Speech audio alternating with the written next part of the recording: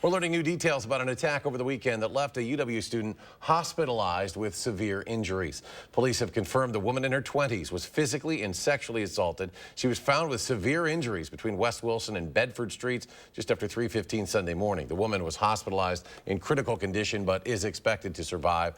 As of this moment, no arrests have been made. Investigators are now asking people who live in that area to share any surveillance video that may have captured the attack. And that attack is raising questions among people about sexual violence in the Madison community. Our Kyle Pozorski joins us with more on ways to speak up and get help if you're a victim. Kyle? Eric, today I visited Dane County Sexual Violence Resource Center. They tell me that victims of sexual assaults often struggle through the recovery process, but it's important to always reach out so you have a voice.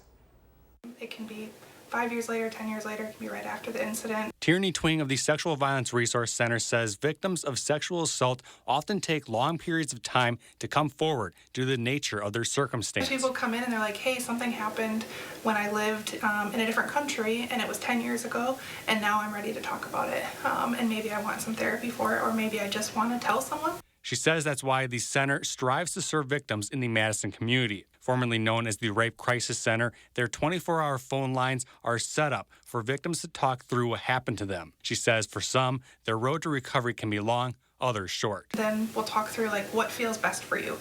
There's no correct way, there's no correct option, and it depends. It changes for each person.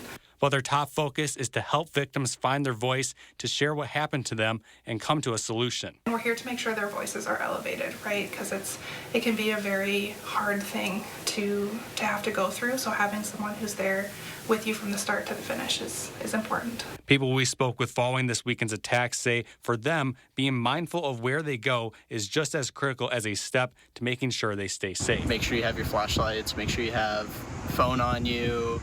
Probably don't stray too far from the entrance of your building, and just kind of be naturally aware of your surroundings.